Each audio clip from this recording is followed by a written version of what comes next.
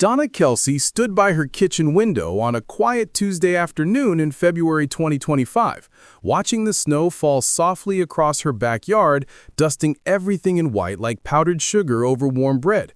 It was peaceful, familiar, and full of memories. Then she heard the sound of tires crunching over the driveway. Taylor Swift's car.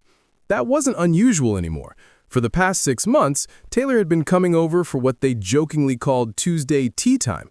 Afternoons of coffee, conversation, and the kind of laughter that made you feel like family. But today felt different. Donna had been rehearsing this day in her mind for weeks. She wasn't just baking. She was passing down a piece of her heart, something she'd never shared with anyone outside the Kelsey bloodline. When the doorbell rang, Donna wiped the flour from her hands onto her apron and opened the door. There stood Taylor, radiant as ever, her hair loose, her smile warm, wearing jeans and an oversized red Kansas City Chiefs sweatshirt that Donna recognized instantly. It was one of Travis's old ones. "I brought my apple crumble," Taylor said, holding out a covered dish and wrapping Donna in a hug that felt more like home than formality. "I said not to bring anything, but I couldn't show up empty-handed. My mom would kill me." Donna laughed, taking the dish from her. "Oh, honey, you didn't have to, but I'm glad you did. You're going to need your strength today." Taylor raised an eyebrow, curious. "Why's that?" Donna walked to a wooden shelf in the corner of her kitchen, reaching for a vintage glass jar sealed with a metal clasp. Inside, a bubbly pale mixture came to life like something breathing slowly. Taylor had noticed it before during past visits, but never asked about it. "This," Donna said, holding the jar like sacred treasure, "is Susanna, my sourdough starter. She's been alive for 42 years. Taylor's eyes widened. "I started her in 1983. Fed her every week since. She survived 3 moves, 2 renovations, and more family drama than I can count. Every important meal, every holiday, every celebration, it all started with this jar." Taylor felt her throat tighten. She knew the stories. Travis had told her how the smell of his mom's bread meant home, how even during college, he'd drive for hours just to pick up a loaf. "I've never shared this recipe with anyone, not with Travis's old girlfriends, not even Kayla, because this isn't just bread, Taylor. It's legacy. It's trust. It's knowing someone will be around long enough to care for something that needs love to stay alive." Tears filled Taylor's eyes as Donna placed the jar in her hands. "You're different, sweetheart. You're not just Travis's girlfriend. You're family, and I need you to learn how to keep Susanna alive. Someday, when I'm gone, someone needs to bake this bread for my boys." Taylor swallowed hard, her voice trembling. "Donna, I don't even know what to say." "Say you'll learn," Donna said simply. "Say you'll take it seriously."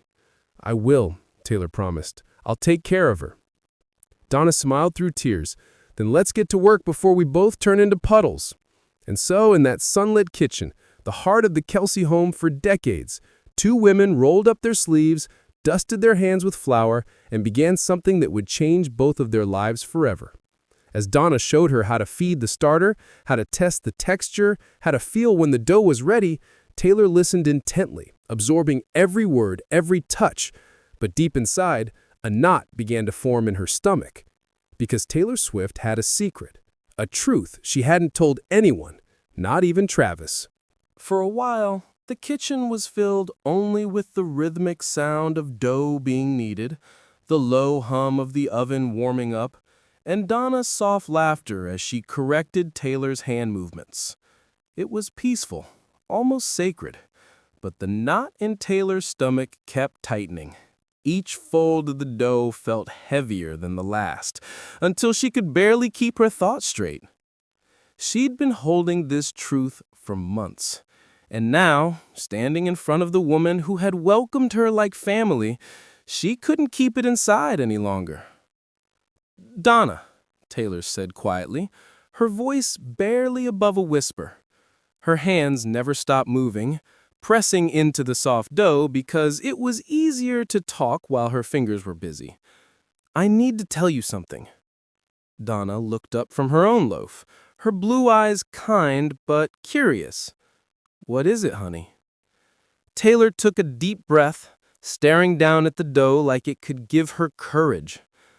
"I already know how to make sourdough bread." For a second, everything in the room stilled. Even the house seemed to hold its breath. "You Already know? Donna repeated, her tone unreadable. Yes, Taylor said quickly. I learned during the pandemic. It became kind of a therapy thing for me. I studied all these recipes, experimented, and eventually created my own starter. I've actually been making sourdough for Travis for months. I make him fresh loaves at least twice a week. Donna didn't say anything at first. She just set down her wooden spoon and folded her arms. The silence was thick. Taylor's heart sank. I'm so sorry, Taylor said, rushing to explain. I didn't mean to waste your time or make you think this wasn't important. It is important. I just didn't know how to tell you without sounding ungrateful. Donna's eyes softened, but her face remained serious. So, why didn't you tell me before, sweetheart? Because, Taylor hesitated, her throat tightening. Because every time I bake bread for Travis, he eats it, he smiles, he tells me it's amazing, but then a few days later he mentions missing your bread.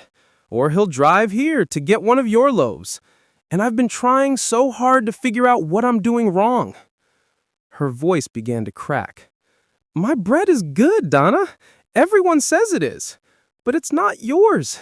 It doesn't smell the same, it doesn't feel the same, and it doesn't taste like home to him. And that breaks my heart, because I love him so much. I want to be enough for him in every way, but I'm not. No matter what I do, I can't compete with what you mean to him. She turned away, pressing her hands into the dough until her knuckles turned white. Donna stood silently for a moment, then, to Taylor's surprise, started to laugh. Not cruelly, not mockingly, but with the kind of warm, motherly laugh that melts tension like butter on warm bread. Oh, sweetheart, Donna said, stepping closer. Come here. Taylor froze, unsure, but Donna didn't give her a choice. She pulled her into a hug, a real one, and Taylor just broke. She sobbed against Donna's shoulder, the tears she'd been holding back for months finally spilling out. When she could finally breathe again, Donna gently brushed the hair from Taylor's face. Listen to me very carefully, okay? Taylor nodded, wiping at her eyes. The reason Travis loves my bread isn't because it's better than yours, Donna said softly. It's because it tastes like his childhood. It tastes like scraped knees and snow days and Christmas mornings. It tastes like being safe. That's all. Taylor blinked, tears still glistening on her lashes. But then why does he still drive here for it? Because sometimes, Donna said, knowingly, people need to go home. They need to remember where they came from. That doesn't mean what they have now isn't enough. It just means they need both, the past and the present, the comfort of home and the excitement of love. Taylor let out a shaky breath, her shoulders finally relaxing. Donna cupped her cheeks gently. Listen to me very carefully, okay? Taylor nodded, wiping at her eyes. The reason Travis loves my bread isn't because it's better than yours, Donna said softly. It's because it tastes like his childhood. It tastes like scraped knees and snow days and Christmas mornings. It tastes like being safe. That's all. Taylor blinked, tears still glistening on her lashes. But then why does he still drive here for it? Because sometimes, Donna said, knowingly, people need to go home. They need to remember where they came from. That doesn't mean what they have now isn't enough. It just means they need both, the past and the present, the comfort of home and the excitement of love. Taylor let out a shaky breath, her shoulders finally relaxing. Donna cupped her cheeks gently. Your bread, Taylor, tastes like love, like the kind of love that shows up every day, the kind that says, I choose you. That's what Travis feels when he eats what you make. He doesn't love one more than the other. He needs both. because one reminds him of who he was, and the other reminds him of who he's becoming. For the first time in months, Taylor smiled through her tears. I never thought of it that way. Of course you didn't, Donna said with a wink, because you've been too busy trying to be enough when you already are. Taylor laughed softly, still sniffling. You really think so? I know so, Donna said. That boy looks at you like you hung the moon, honey. They stood there for a moment, two women connected not by fame or family ties, but by understanding. Then Donna turned back to the counter, picking up her dough again. Now, if you're done crying into the bread, I still want you to learn my recipe. You raised her eyebrow? Even after all that? Especially after all that, Donna said, grinning, because I don't just want you to know how to make my bread. I want you to make our bread, something that combines your love and my legacy, a taste of home and a taste of the future. Taylor smiled wide, her heart swelling. You really mean that? Donna looked at her, eyes twinkling. I've never meant anything more in my life. And just like that, the air in the kitchen shifted, lighter, warmer, full of something new. The kind of magic that happens only when hearts open and walls fall down. The morning after the chaos, Sydney sat on her balcony, barefoot with the sun barely touching her skin. The city below moved like nothing had happened, but inside her, everything had changed. The storm was quiet now, replaced by something new, strength. She wasn't that same girl begging to be seen. She was seen, by herself, finally. Her phone buzzed, messages, offers, even apologies from people who had turned their backs. But Sydney didn't answer. For the first time, she didn't need validation. Hollywood could whisper, scream, twist her story, but she would write the next chapter herself. A new script lay open on her table, not about love, not about fame, but about rebirth. The director told her, this role is raw. It's you, Sydney. No makeup, no mask. She smiled. No mask.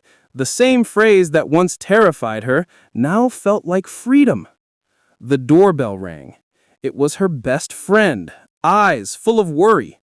You okay? She asked. Sydney laughed softly. For the first time in years, yeah, I think I am. As the camera of her life slowly panned out, she stood up, stretched her arms toward the rising sun, and whispered, let them talk. I'm done surviving. I'm starting to live. And just like that, the scandal that once broke her became her rebirth story. Hollywood loves a comeback, but this time it wasn't about Hollywood. It was about her.